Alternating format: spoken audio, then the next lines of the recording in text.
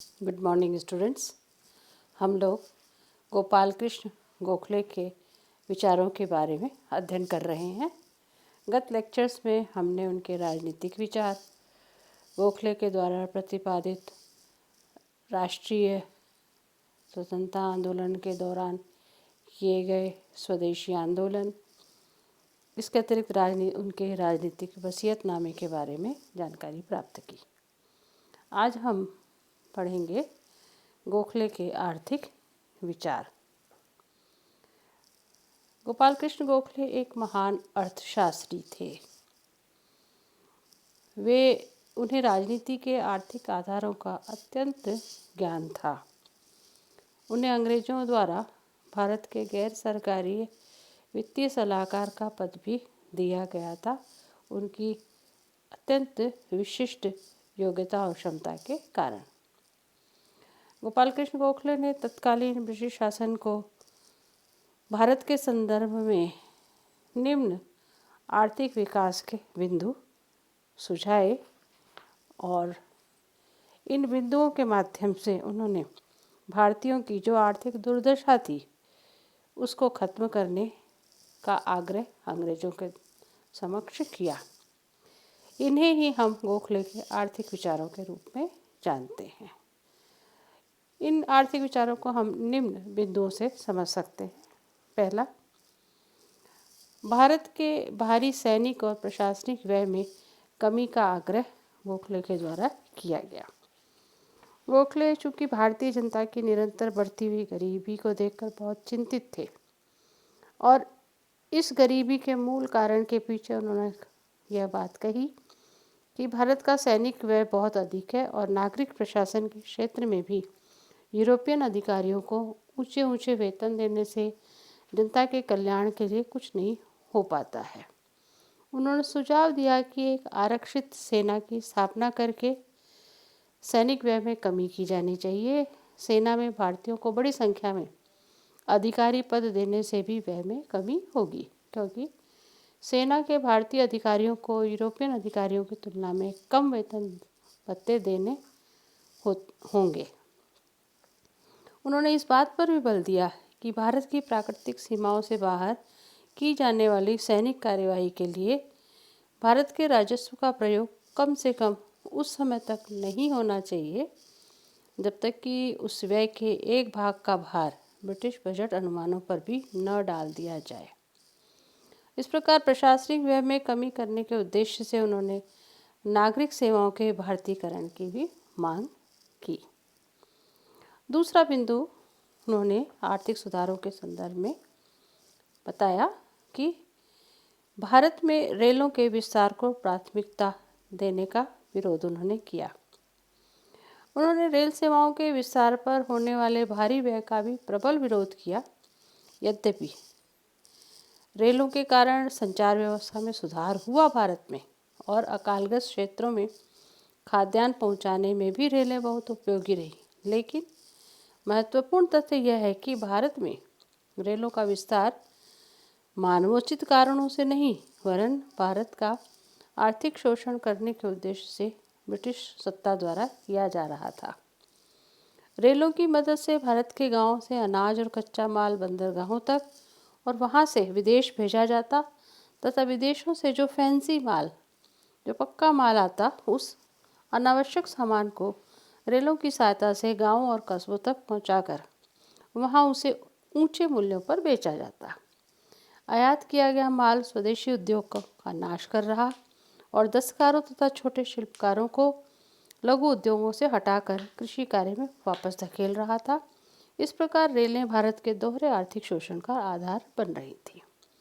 उन्होंने इस बात का भी प्रतिपादन किया कि विदेशी व्यापारियों को दी जाने वाली अधिकाधिक रियायतों और सुविधाओं के कारण रेलों को घाटा हो रहा है और जिसके कारण भारतीयों पर अधिक करारोपण किया जा रहा है। एक और उन्होंने भारत में आर्थिक सुधारों के संदर्भ में एक बात कही, वह थी मुक्त व्यापार की नीति का उन्होंने विरोध किया। चूँकि गोखले ने स्वतंत्र व्यापार की नीति का विरोध करते हुए कहा कि भारत पर लादी गई इस नीति ने देश के सभी उद्योगों का नाश कर दिया है। वाष्प चालित तथा अन्य मशीनों की प्रतियोगिता के सामने भारत के पुराने उद्योग टिक नहीं पा रहे हैं और देश की प्रगति रुक गई है। गोखले इस बात के पक्ष में थे कि भारत के नवजात उद्योगों को संरक्षण देने की व्यवस्था की जानी चाहिए। गोखले की मान्यता थी कि भारतीय उद्योगों को एक ऐसे संरक्षण की आवश्यकता है जो विकासमान भारतीय उद्योगों को यूरोपियन उद्योगों के साथ अनियंत्रित और अवांछनीय प्रतियोगिता से तो बचाएं ही, लेकिन एकाधिकारी प्रवृत्तियों और आर्थिक साधनों के केंद्रीकरण को जन्म न दे। वास्तव में वे ऐसी औद्योगिक नीति के पक्ष में थे जिसमें स्वतंत्र व्यापार और संरक्षण दोनों नीतियों के सकारात्मक पक्षों का समावेश हो। तीसरा बिंदु उन्होंने बताया कि भारत में कृषि व्यवस्था में सुधार होना चाहिए। गोखले सभी ग्रामीणों और विशेषतः कृषकों की ऋणग्रस्तता से अत्यधिक चिंतित थे।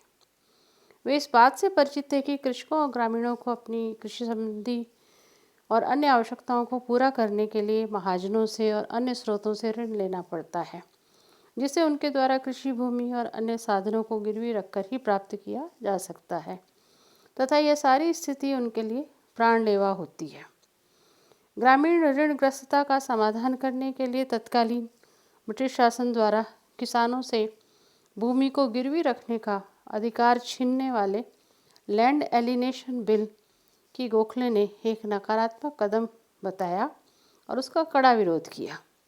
गोखले का सुझाव था कि सहकारी साख समितियां स्थापित कर ग्रामीण और कृषकों को वित्तीय सुविधाएं प्रदान करने की संस्थागत व्यवस्था की जानी चाहिए।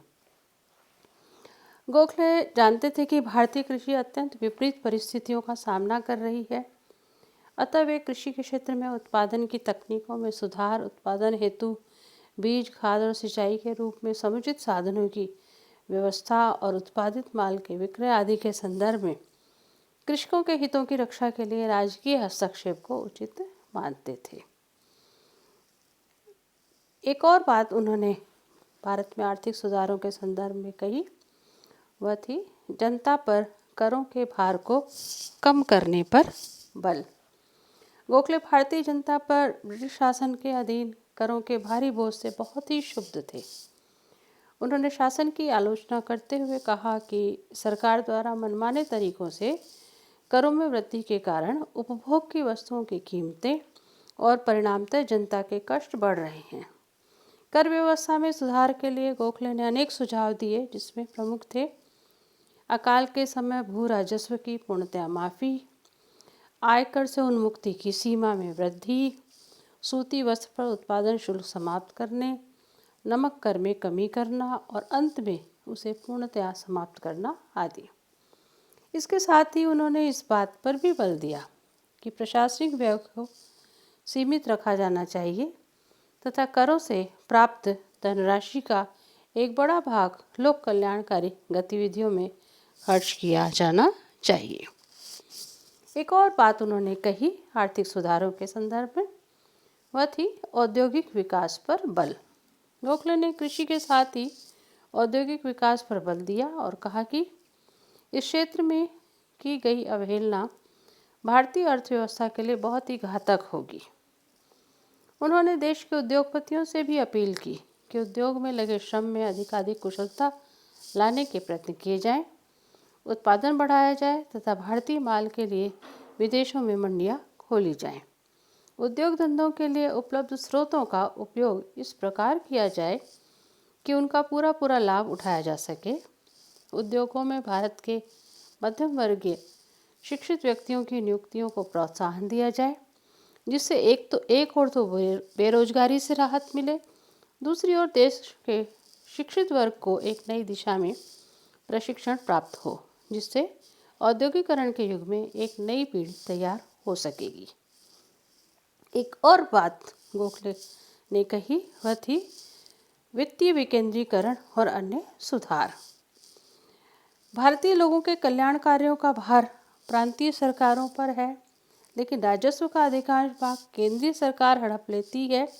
यह अनुचित स्थिति है। तत्कालीन संदर्भ में गोखले कहा करते थे, अतः ऐसी व्यवस्था की जानी चाहिए कि प्रांतों के पास पर्याप्त वित्तीय साधन बने रहें।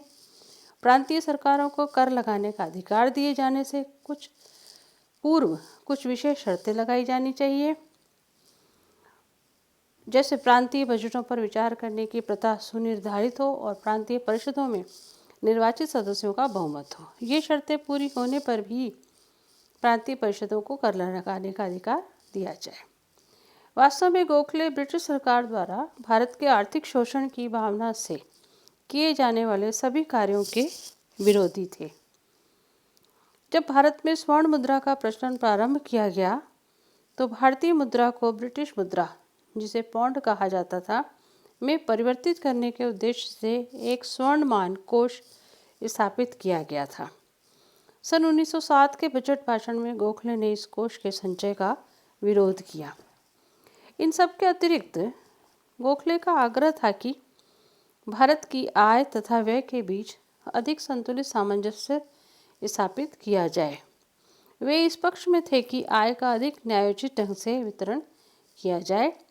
गोखले पूंजीवादी अर्थनीति को भारत जैसे अविकसित देश में लागू किए जाने पर होने वाली हानियों से परिचित थे और उनका स्पष्ट मत था कि पूंजीवादी देशों की अर्थनीति ज्यों की त्यों भारत में लागू नहीं की जानी चाहिए, बल्कि भारत की परिस्थितियों और आवश्यकताओं को देखते हुए नई अर्थनीति का संचालन किया जाना चाहिए, जिसमें भारतीयों को एक सबलता प्राप्त होए और एक सुदृढ़ आर्थिक समाज की स्थापना हो सके। और निरंतर इसी बात को करते हुए उन्होंने ब्रिटिश सत्ता पर विभिन्न तकनीकों के माध्यम से अपनी बात को दबावपूर्ण रीति से कही। धन्यवाद।